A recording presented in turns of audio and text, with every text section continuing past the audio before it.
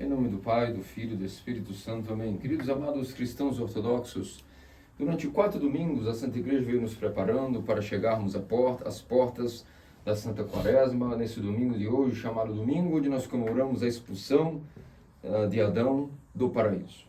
Esse é o domingo que antecede. Estamos nos portões da grande arena que anualmente nossa Santa Igreja nos planta para que nós possamos ver o que realmente nós somos, o que nós somos aptos para cultivar durante esse período, nesse terreno que é a Grande Quaresma. E então abre-se os portões da competição para sabermos não quem jejua mais, não quem mais faz vigílias, não quem mais dará esmolas, não quem mais fará penitência com perfeição. Mas nós vamos concluir o entendimento nesse domingo de que abre-se a competição para quem mais conseguirá entender o verdadeiro sentido da união com Deus, do que é o amor a Deus e o amor ao próximo, para podermos, com o coração verdadeiramente purificado, chegarmos naquela grande semana, a Semana Santa, e depois aquela noite maravilhosa e salvífica da ressurreição de Cristo, com o coração devidamente preparado para aquilo que será as bênçãos invisíveis, que uma pessoa que participa da Quaresma é dignificada gradualmente, ano após ano, de ter os seus olhos espirituais limpos para enxergar a alegria da gloriosíssima ressurreição de nosso Senhor Jesus Cristo. E é por isso que nós, desde o domingo de Zaqueu, depois passando pelo domingo do publicano e fariseu, domingo do filho pródigo, domingo passado do juízo final, e hoje estamos aqui. Hoje, nesse domingo especialmente, nós temos que entender de que tudo o que nós vamos fazer a partir de agora, nesse último passo que antecede a Grande Quaresma, que é o rito do perdão, a história do rito do perdão é o seguinte, brevemente falando, os santos monges no deserto, na época do auge da vida monástica, nesse dia de hoje, exatamente agora, participavam da liturgia e logo depois criou-se essas vésperas especiais chamadas Vésperas do Perdão, porque eles iam ficar 40 dias no deserto e não iam comer nem beber nada. A probabilidade de voltarem vivos era quase nula. Poucos voltavam vivos, eles de fato sabiam que se entregar como mártires, não de torturas, mas mártires da Grande Quaresma. E como grandes lutadores felizes que vão para o combate sedentos pela sua causa, que lutam, iam para o deserto. Só que eles sabiam muito bem o que nós vamos tentar entender hoje nesse sermão, que é impossível você agradar a Deus se você não tiver um ingrediente especial no seu jejum, na sua sese. Inclusive, se nós não tivermos esse ingrediente especial, todo o nosso asceticismo não irá nos aproximar mais de Deus. Irá, na verdade, nos afastar mais ainda de Deus do que nós já estamos, e nós não estaremos igualando anjos, mas vamos nos igualar, inclusive, aos demônios. Qual é esse ingrediente que não pode faltar antes de uma preparação para o asceticismo, de um período longo como esse, onde vamos nos mergulhar de olhos fechados dentro desta arena de combate, nessa época do ano onde a nossa própria força de vontade ela é fortalecida. Se fizermos as coisas bem feitas, nosso poder interior espiritual de combate passa a ser revelado. Uma pessoa que não é ortodoxa, que está chegando agora na verdadeira fé, ela é inexperiente, ela não sabe do que é que nós estamos falando. Acha que quando nós falamos assim, guerra espiritual, é combater maus pensamentos, é talvez não fazer o mal, aguentar umas horas sem comer. Não, é uma coisa muito mais pior, é muito mais sangrenta. É uma carnificina difícil de nós explicarmos por palavras. Por isso que existe os anos que a pessoa vai passando ano após ano os jejuns, ela vai entendendo o que significa. E do inglês nós temos até uma palavra específica que no português não fecha o sentido todo dessa palavra, que chama-se warfare. Warfare, se nós formos entender o contexto dela no sentido que os santos padres usam de asceticismo, significa uma guerra de pensamentos, uma guerra invisível espiritual, difícil de discernir, onde apenas uma pessoa experimentada com o tempo, ela vai ganhando um nível elevado de conhecimento para entender o que nós estamos falando. Mas não há como aprender se não for na prática. Só que existe um pequeno detalhe ao menos que mesmo os inexperientes precisam saber, senão eles serão assemelhados como pessoas que querem correr uma maratona de boa vontade. Só que a pessoa que não vai correr a maratona, ela está com as mãos algemadas e os pés maneados. Maneados, para quem não sabe da linguagem do campo, quando você quer que uma égua, um cavalo, não fique andando demais para que ele não escape, quer que se ele passe ele parado, você bota uma meneia nas patas dianteiras e traseiras. Pode ser uma corda em forma de X ou algo feito de couro, como se fossem duas pulseiras que as mãozinhas ficaram atadas. Então não adianta você menear os seus pés, dizem nossos santos padres, e algemar suas mãos e querer correr uma maratona, você não vai vencer, você não vai concluir. Será como um idiota.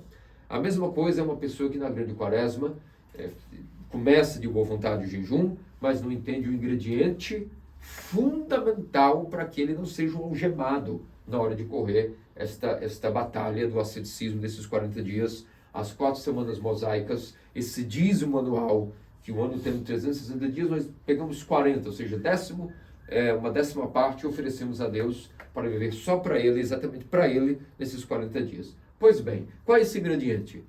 Esse ingrediente, meus amigos, amados, queridos cristãos ortodoxos, nosso Senhor Jesus Cristo nos falou claramente no Evangelho de hoje. Se vós não perdoares os vossos inimigos, tampouco vosso Pai Celestial perdoará a vós. Sem o perdão ao próximo. E olha que eu vou dizer para vocês, em primeiro lugar, de todos vocês, é muito difícil perdoar o inimigo. Eu mesmo, pelo meu temperamento, pela minha natureza, eu sou sincero e não vou ser hipócrita. É muito difícil para mim fechar os meus olhos e olhar o rancor que eu tenho pelos meus inimigos, as memórias que eu tenho deles e perdoá-los. E é por isso que o meu estado é um estado pior do que do Adão quando estava no paraíso. Quando o homem tem muito rancor, ódio, desejo de vingança, como a nossa natureza é caída, crê que isso é normal, a busca pela vingança, pela justificação. Porque se eu fui oprimido, eu tenho que me vingar. E não estou fazendo nada de errado, é justiça. Isso, na verdade, é um pensamento demoníaco. E é por isso que eu mesmo tenho consciência de que sim, eu preciso de muita ajuda de Deus, a misericórdia de Deus, porque, de fato, estou num estado chamado subhumano, o estado homem-demônio.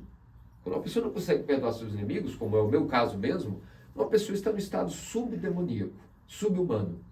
Porque Adão, quando foi criado no paraíso, ele não era santo, não era mortal e nem imortal. Ele foi criado no meio da mortalidade e da mortalidade. Para onde a vontade dele elegesse, ele poderia ir. E é por isso que diz Santos Padres, Atanásio, Clemente, que Adão passou ou 6 horas, ou talvez 6 dias no paraíso. Mas foi um breve período. E nesse período, ele escolheu a mortalidade. E quando ele escolheu a mortalidade, foi dado a ele o que ele escolheu. Justamente estar numa vida caída. Mas não há paraíso, ele não era santo. Não estava deificado, mas também não era mortal. Não tinha problemas, não tinha inimigos. Então, veja que o estado até de perdoar o próximo não está tão pouco, é o básico, é o mínimo para sermos iguais ao estado do homem original, que não tinha 0 pecado e tampouco 0 santidade. Porque quem não é testado não pode dizer também que é santo. Adão não havia sido testado. Nesses 6 dias ou 6 anos que ele passou, ou 6 horas ou 6 dias que ele passou no paraíso, ele começou a ser testado em vários conhecimentos, conforme a sua capacidade. Mas Deus havia instruído ele dizendo, ei, cuidado, você vai sondando as naturezas das coisas criadas, pode sondar também a sua, mas a minha não, senhor. Você não está preparado ainda para sondar a minha natureza. Quando for o caso, eu vou te dizer quando é. E o que ele fez? Satanás primeiro instigou a mulher a qual ele confiava, que era carne de sua carne ou dos seus ossos, mandou ele investigar a natureza divina. E quando ele investigou a natureza divina sem o preparo devido para o tal, automaticamente, quando ele foi sondar sobre o termo teoses, deificação, sem ter passado pela arena do teste, o que aconteceu? Não foi dito para ele? Se você provar dessa árvore, você vai morrer. Ou seja, o primeiro mandamento que Deus deu ao homem foi, tu queres continuar comigo, na minha comunhão, no fluxo do meu amor da árvore da vida, que tu podes escolher todas as árvores, inclusive a da árvore da vida, que era o fluxo no paraíso do amor de Deus, que mantinha a natureza de Adão eternizada e imortal, sem a corrupção, ainda que isso seria decidido no seu coração. No coração dele que ia ser decidido se ele iria adquirir definitivamente a natureza imortal ou se ele se tornar um mortal. E naquele interim, quando ele vai sondar as coisas que não deveria, sobre a deificação, como se tornar Deus, como era o menino dessa ciência, o que aconteceu? Ele escorregou feio e caiu feio e arrastou toda a criação, porque ele era o presidente e o rei da criação, tudo o que foi dado a ele foi junto com ele. Ou seja, ele foi enxotado em seus pertences. E qual era o pertence de Adão? Toda a criação. E depois os seus filhos todos nasceram na mesma condição a qual ele caiu, que foi a corruptibilidade, a mortalidade. Mas qual foi o jejum que foi dado para ele se manter ao menos ali sadio? Jejuar. Tens que jejuar, não coma dessa árvore. Logo nós vemos que a primeira conclusão para começar a grande quaresma é o ânimo para o jejum. Quando nós vemos dessas religiões heterodoxas, protestantismo, catolicismo, infelizmente o jejum parece que é uma coisa depressiva nesse meio. Parece que é uma coisa meio de que você não tem ânimo, que é um dia meio perdido, acordou, parece que eu não vou saber que eu vou comer só ao pôr do sol, é um dia meio... Não, a nossa mente, ela vai aprendendo com os anos da ortodoxia, que na verdade é um dia de luta, só isso, é só um dia de luta. E toda vez que você assiste lá o UFC, né, como o lutador vai, não está desanimado, mas se você começa a luta já desanimado, depressivo, você vai levar uma porrada e vai ser nocauteado. Como é que é o estado do lutador? Ele se preparou, passou por 6 meses em geral de jejum, de dieta, de preparo, de condicionamento físico, e naquele momento cheio de privações, às vezes você vê a família durante meses, mudando até de estado para poder estar concentrado. Na hora do combate ele está no auge da adrenalina. Assim é a nossa quaresma em cada dia de jejum. Nós temos que entender que no jejum há vida escondida. O primeiro mandamento não foi nem não matar, não foi nem não roubar. Não comerás, ou seja, jejuar. Então no jejum há um segredo nele, jaz a vida eterna. Primeira conclusão que tem que estar muito bem resolvida na nossa mente da quaresma. O jejum, nele é o primeiro mandamento e nele está embutido o segredo. Todo mundo que jejua tem vida eterna. Até no mundo científico hoje em dia. O prêmio Nobel, em 2017, foi de um chinês que defendeu a tese de que o nosso corpo, quando passa a jejuar mais e mais, ele automaticamente se regenera. O cérebro cria novas células, as mitocôndrias celulares se renovam, e em geral a pessoa que jejua, isso foi feito estudo com ratos, com porcos e também com seres humanos, todos os que jejuam estão sempre mais joviais, mais viris, mais inteligentes e mais resistentes a doenças. Então o jejum até a ciência, ainda que nós não precisamos dessa justificativa para jejuar, não estamos aqui para se tornar supermenos, super mulheres ou pessoas com melhor imunidade, nós estamos aqui para ter uma imunidade contra a morte. Esse é o objetivo de jejuar. Está na moda esse negócio de jejum intermitente, se isso que for, mas isso para nós como cristãos não serve coisa nenhuma não. Pode se tornar inclusive uma vaidade até. Querer tornar a nossa vida aqui como se fosse o fundamento final da nossa vida. Mas para os que são descrentes e têm medo do jejum, como é comum a gente escutar das pessoas que chegam e dizem, não, mas que regra de jejum é essa da ortodoxia? Para santificados é 8 horas sem comer, quarta e sexta, então a gente aceita, mas 40 dias sem carne, sem leite, eu vou me desfalecer. Não, senhor. Comprovadamente, estudos mostram que 40 dias uma pessoa não perde todas as proteínas do seu corpo. 40 dias não é nada no nosso ano inteiro. Pelo contrário, fará bem para nós passar por uma certa resiliência, abstinência e remodelar a nossa própria vontade. Então, o jejum sim é terapêutico e nele jaz a vida eterna. E nesse mundo mesmo, comprovadamente, a medicina chegou à conclusão de que é terapêutico, né? Então, agora, para que esse jejum seja eficaz e agradável a Deus, nós temos que partir para o próximo passo, que é aquele ingrediente que eu comecei a introduzir para vocês ficarem ruminando. Que ingrediente é esse? Que nós não pode faltar para que esse jejum seja agradável a Deus, nós sejamos como pessoas amarradas, algemadas e meneadas antes da maratona. Como eu já dizia, o amor ao próximo é o fundamental para que o nosso jejum seja agradável a Deus e não nos igualemos, na verdade, a demônios durante a quaresma. Então, o que acontece? O amor a Deus, que é o mandamento supremo, nosso chamamento é amar a Deus, ele só existe e é medido no amor ao próximo. O jejum, as vigílias, a restrição alimentar, a abstinência sexual durante a quaresma, tudo que nós vamos fazer de sacrifícios não passam de folhas, se compararmos a uma árvore. Uma árvore ela é medida pela sua produtividade, pela quantidade de folhas ou por frutos? Por frutos. Quantas folhas são ferramentas para que ela possa realizar a fotossíntese, o seu trabalho metabólico e gerar fruto. Então, uma planta produtiva e agradável aos nossos olhos, e a produção econômica é uma planta que tem frutos, não é uma planta que tem muitas folhas. Agora, sem folhas, como é que ela vai produzir frutos sem um processo fotossintético? É impossível. No homem, as boas obras não ocupam, senão, no máximo, o papel das folhas. Se você não realiza as boas obras, você não conseguirá purificar o seu espírito, o seu coração, sua mente, para você ser apto a ter um coração puro, capaz de amar ao teu próximo como a ti mesmo e perdoar e não rememorar as suas ofensas, o rancor e tudo aquilo que ele causou para você. Então, o asceticismo, as boas obras, a esmola, a caridade, a paciência nas tribulações, a resiliência diante das dificuldades, não reclamar, não murmurar, tudo isso são como folhas que vão nos dar uma capacidade de ir produzindo em nós fruto. Qual é o único fruto que nosso Senhor espera?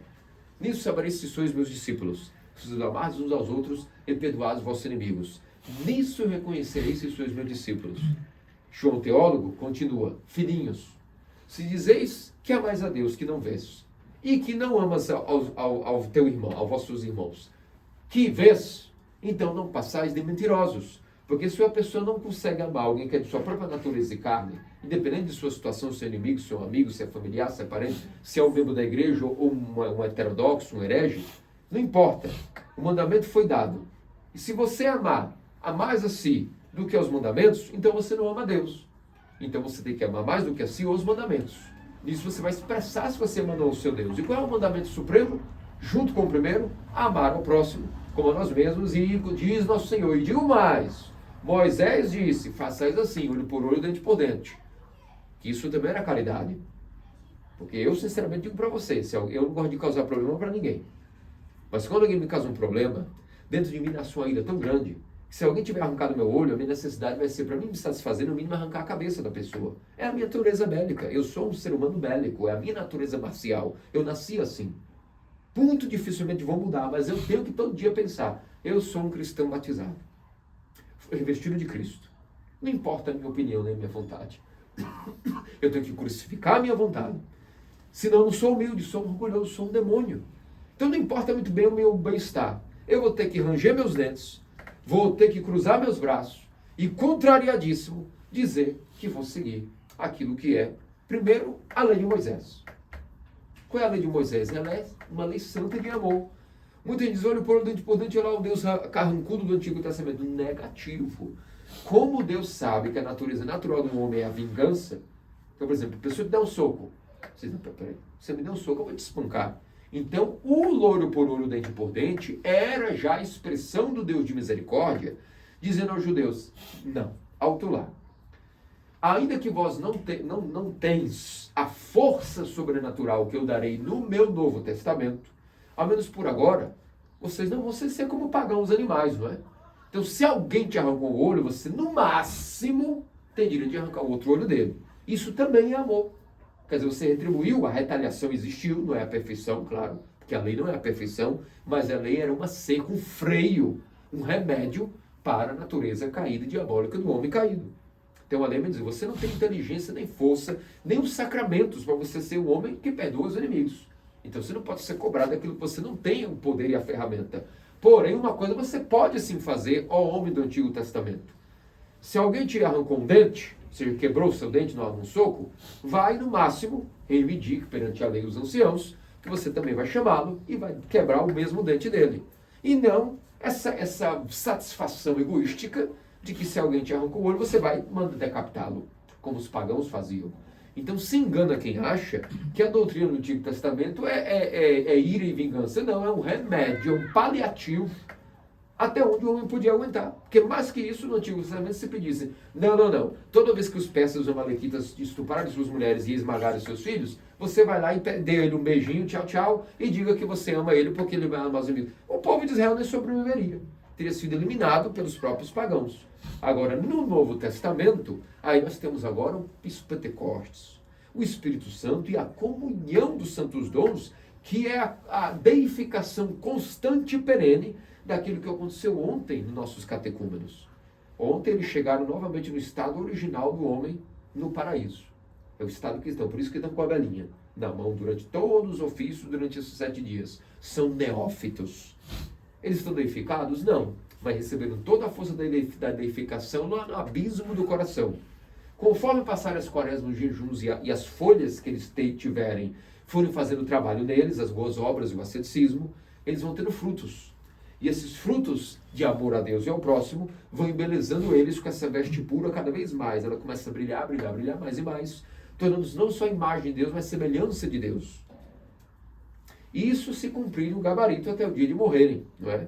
Como é para todos nós, mesmo que serão cobrados, nós também seremos. Mas hoje, no estado dos que estão, que comungaram ontem, vão comungar hoje, estão como estágio de Adão no paraíso. 0 pecado e também ainda 0 deificação.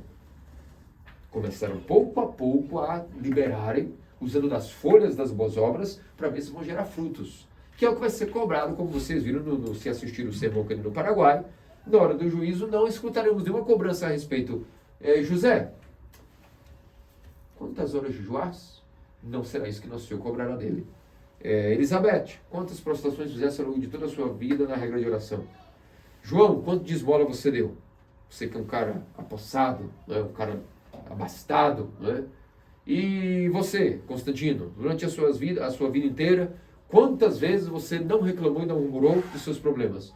Nós não escutaremos nada disso. Apenas nos será cobrado o mandamento do amor ao próximo. Quando estava nu, os 6 tipos de amor, tanto físicos quanto espirituais. Estava nu, me vestistes. Ontem estavam nus e foram vestidos com batismo, um tipo de amor espiritual também. E claro, principalmente também o amor aos pequeninos, uma pessoa nua, vestida, com fome, com sede, alimentada e saciada de sua sede. Na prisão visitada, estrangeiro recebido, doente visitado e cuidado.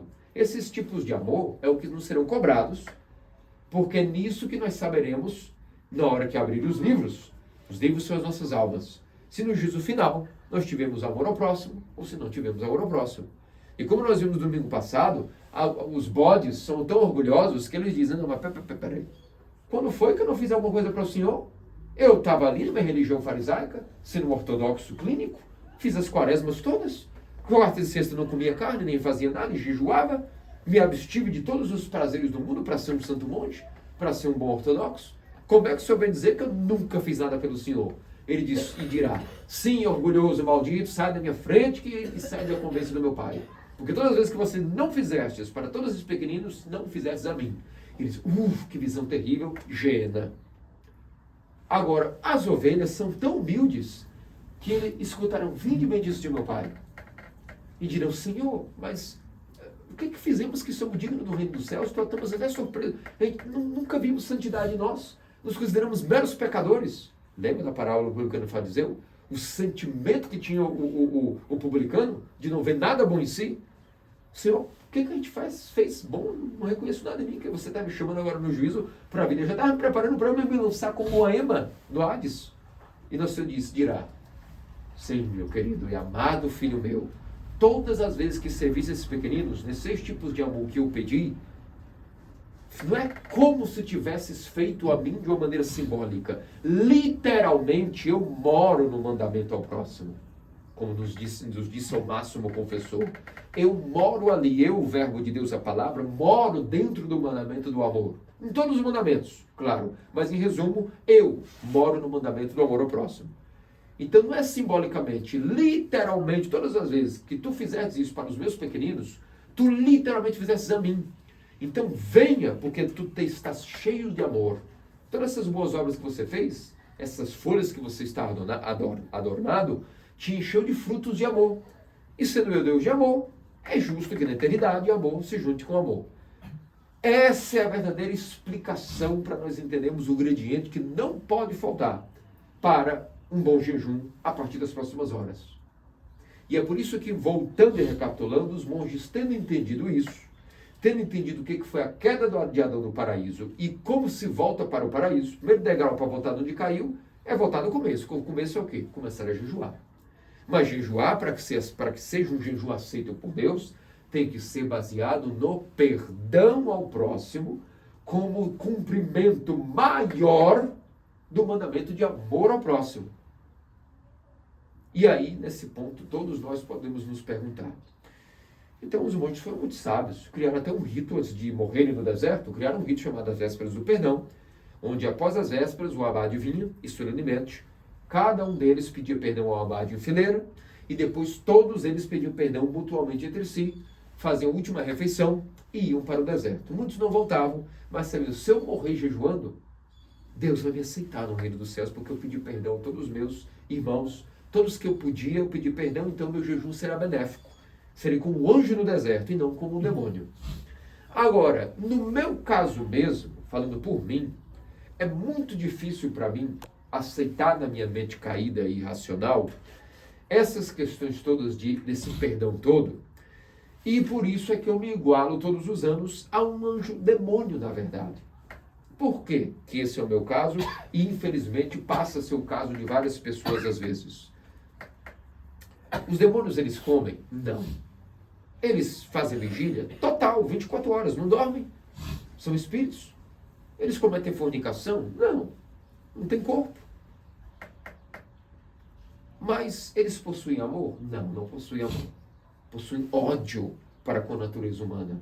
Então, sendo ascetas, por assim dizer, por não perdoarem e não terem amor, por isso são demônios. Todos nós, se começamos a quaresma e não perdoamos de coração os nossos inimigos, esquecendo as ofensas que eles fizeram a nós, não olhando mais para o passado e vendo o que eles nos fizeram de rancor, nosso jejum não é aceito a Deus. Ao contrário, esse jejum e essa quaresma vai nos afastar mais ainda da divindade e nós nos igualaremos aos demônios. Isso é muito sério, meus amados queridos cristãos ortodoxos. Por isso peço a vocês que orem por mim, para que eu possa me arrepender dos meus pecados e perdoar os meus inimigos. Agora, quando nós temos um estado como o meu, há uma estratégia também. Para tudo a igreja tem remédio. Quando alguém tem essa visão como eu, tem uma visão muito drástica, muito vaidosa e egoística da vida, né? Que escuta que, mas quem é você para não perdoar os seus inimigos? Se eu sou Deus, posso perdoar os pecados que todos me devem tudo, como é que você não vai perdoar alguém que, sendo que você é um grande devedor, não vai perdoar outra pessoa que também deve? Que orgulho é esse? Sim, é o meu caso pessoal. Mas mesmo para mim, há um remédio. Quando nós olhamos assim, sinceramente vemos, não, por mais que eu escutei tudo com a mente, mas o meu coração é que não rola, eu estou travado. Então você tem que utilizar a ferramenta de ultimátum para que a quaresma seja eficaz. Que é o que eu uso todos os anos e vou usar já, quando nós nos aproximarmos do rito do perdão. É dizer sinceramente em confissão ao Pai espiritual, procurá-lo, escrever a ele, no meu caso moro em outro país, então tenho que mandar uma carta, e confessar a esse Pai espiritual que você não consegue perdoar tal e tal pessoa, ou seja, se você até não tem como chegar no seu inimigo, como é o meu caso, há muito constrangimento. Se eu vou procurar meus inimigos e dizer para eles que eu quero perdoar, até pela minha força de vontade, não tenho nem como contatá-los, é impossível. Então o que se faz? Você busca o seu Pai espiritual, e você confessa para ele que você gostaria ao menos de expressar o seu desejo de perdão numa confissão. E você sinceramente depois ora, dia e noite, na sua regra de oração. Cristo meu, tu que sondas os corações, tudo sabes. Tu sabes que eu não tenho nem desejo, sinceramente, nem desejo de perdoar eu tenho. Mas pelo teu amor, por amor a ti, eu quero que tu venhas em mim. E que não é que me ajudes a perdoar. Venhas dentro de mim e tu mesmo perdoa meus inimigos dentro de mim. Faça o trabalho todo por mim, porque eu não tenho capacidade de fazer nada. Nem ajuda serve. Venhas em mim e tu mesmo com teu amor, perdoa os meus inimigos dentro de mim, para que eu possa perdoá-los com teu poder e com a tua força. E isso tem remédio e funciona. Até para os mais rancorosos como eu mesmo. E é por isso que para todos os tipos de mente, calibre de caráter, nós temos aí todos eles. Ó. Todos os santos, até os temperamentais, os iracundos, São Patrício, por exemplo, São Columba, só foram ficar humildes, conforme Cristo, já velhos. Mesmo tendo vários dons, na biografia eles narram que o temperamento deles era extremamente ainda temperamental. Mesmo tendo dons e várias virtudes e milagres, eles mesmos sabiam que eram difíceis na mente deles conseguirem ser totalmente humildes. E seus discípulos vinham, mas não pode ser, o senhor é muito humilde, olha o senhor não serve. Ele, não, você não me conhece, só Deus me conhece. São Columba diz que já aos 70 e poucos anos de idade é que ele recebeu mais um dom de apatheia, onde ele sentiu aquele arrefecimento das paixões. Então nós temos aqui a prova de que não é uma coisa impossível, que eu não estou contando um conto de fadas, um sermãozinho bonito para embelezar a introdução da quaresma. É real. É o que eu tenho que dizer para mim, aprendendo das minhas confissões com meus pais espirituais. Joaquim, tu tem que entender. Teu Deus é real. Os mandamentos são reais. Tu és um servo do Deus vivo, do Deus que é real. Então o que ele pediu, perdoai os inimigos, não pode ser um conto, é real, é possível para qualquer pessoa, senão ele não pediria. Deus não ia pedir uma coisa que é impossível ao ser humano. Agora, o que para a nossa natureza caída parece contra a nossa natureza, perdoar o inimigo, de fato, se a gente for raciocinar, a gente pensa que é contra, como se fosse uma gilete contra a natureza nossa. Sim, tendo em vista a natureza caída de Adão, realmente é isso mesmo. Parece que é algo contra-natural. Mas o que nosso Senhor pede não é que a gente faça algo contra a nossa natureza, mas que nós façamos algo sobrenatural, acima da nossa natureza. E dentro da força da confissão dos santos dons, unindo-se ao corpo santo de Cristo, que é puro amor, que é o Deus de ternura e compaixão, que desculpa nós podemos dar, que eu posso dar nenhuma. Então, humildemente, eu tenho que baixar a cabeça, me prostrar para todos vocês, já no rito do perdão nas vésperas, e aos meus inimigos, orar por eles, já é um primeiro passo. E depois confessar ao meu pai espiritual que preciso de ajuda para iniciar mais um período de jejum. Porque é muito difícil, mas eu sei que não é impossível. Porque para Deus tudo é possível. Não é? Até o que para o homem é impossível, para Deus é possível. E nós temos vários exemplos de santos que conseguiram esse triunfo. Nós temos um exemplo terrível, que eu sempre olho para mim mesmo e digo que eu vou acabar um dia dessa maneira, que é o que vou encerrar esse sermão contando para vocês um caso da biografia de São Anicéforo e seu ex-amigo sacerdote Sarpácio. Na biografia de São Anicéforo, isso ocorre no século IV, logo ali na primeira investida de Diocleciano, na primeira investida contra os mártires, e havia um sacerdote chamado Sarpácio. E ele era um sacerdote, um presbítero da igreja, e ele foi levado, capturado pela investida de Diocleciano, foi jogado ali para as torturas, e durante dias ele foi torturado e ele, firme e forte, confessou a fé em nosso Filho e Salvador Jesus Cristo. Muitas torturas, não era jovem, mas mesmo assim suportou firme as torturas. Toda a multidão ficava ali perplexa, vendo ele sofrendo aqueles horrores. Quando chegou perto da hora do martírio, já o último oferecimento, a tentação, ofereça-se aos ídolos que a gente liberta agora dessa tortura. E ele, não, só sirva ao meu Deus, a Deus de Abraão, Isaac e Jacó, nosso Senhor Jesus Cristo. E Nicéforo era o fiel dele. Só que há anos eles haviam discutido, haviam rompido relação, há anos não se falava. E Nicéforo, vendo aquilo, vendo a consciência dele, meu Deus do céu, eu preciso me reconciliar com esse sacerdote, antes que ele morra, senão eu posso até ter a minha condenação. E ele se aproximou ali de Sarpácio devagarinho e disse para ele, olha, eu quero pedir perdão por tudo que eu te ofendi, por todas as dívidas que eu possa ter para com tua pessoa. Homem santo e abençoado que estás nesse martírio, me perdoa. E Sarpácio, naquele momento, olhou para ele e falou, eu vou ser sincero contigo, eu não tenho força no meu coração para te perdoar, sai da minha frente que eu não quero nem te ver. Nicéforo ficou muito consternado, perplexo, triste de imaginar que aquele homem provavelmente ia logo ser um santo, e ele não conseguiu nem o perdão de Sarpácio. E naquele momento vieram os algozes e novamente fizeram oferta. Então, como é que é? Não quer oferecer incenso aos ídolos? E a gente liberta disso. Naquele momento, como ele negou o perdão ao seu filho espiritual, a graça do Espírito Santo o abandonou. A graça do amor de Deus o abandonou. Porque Deus não habita num coração que não sabe perdoar. E naquele momento, quando houve oferecimento, ninguém entendeu. Ao primeiro oferecimento, novamente, de oferecer a idolatria aos demônios, ele não parecia mais a mesma pessoa, simplesmente disse que aceitaria oferecer o sacrifício aos ídolos. E Nicéforo, olhando aquilo, perplexo, olhando em choque aquela situação, correu, se apresentou diante da multidão e gritou para os algozes, eu também sou cristão, em lugar desse homem, matem a mim, porque eu creio e professo em Jesus Cristo como único Senhor. E os algozes, então tudo bem, se você quiser morrer no lugar dele, ótimo. E ele morreu, foi martirizado, e portanto foi um santo mártir Nicéforo. Aqui, meus amados cristãos ortodoxos, é algo muito terrífico para nós, é a minha própria realidade. Todos os anos eu peço a Deus a minha libertação de ser um novo Sarpácio. Porque, de fato, toda a nossa força, até para se manter na ortodoxia, esse dom que Deus nos deu para farejar a verdade, descobrir a verdade da ortodoxia, ela foi dada como um dom. Para que nós agora possamos nos manter nesse dom, a gente agora tem que fazer a nossa parte também de cultivar o amor ao próximo. E se nós não cultivamos esse amor ao próximo, nós corremos o grande risco de, antes da morte, acontece algum probleminha na nossa vida, e quando a gente menos vê sem explicação, a gente para de frequentar, enlouquecidamente, sem razão, a gente, quando menos vê, vira um apóstata. Que Deus nos livre de tal desfecho terrível, já que foi tão duro para nós chegarmos e descobrirmos, num país heterodoxo, onde estava a verdade. Essa lição, todos os anos, eu sempre repito no sermão, para a minha própria memória e para que vocês sempre sejam animados, para buscarem forças dentro dos vossos corações de perdoar. Se não é essa força, façam como eu.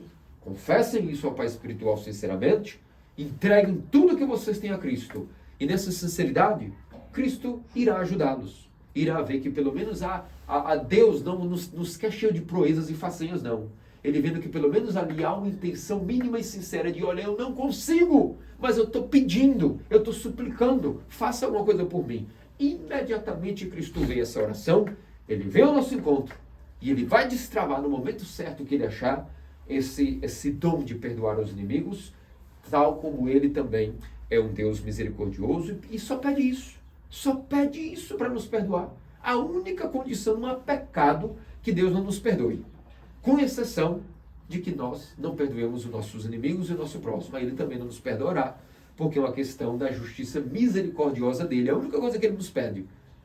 Não cobro que você seja perfeito. Eu só cobro que você seja amor, como eu sou amor. E nisso reconhecereis que sois meus discípulos. Se não tens amor, o que nós vamos fazer na eternidade se você não é amor e eu sou amor? Eu vou invadir toda a criação na hora do juízo final, com o meu fluxo de amor.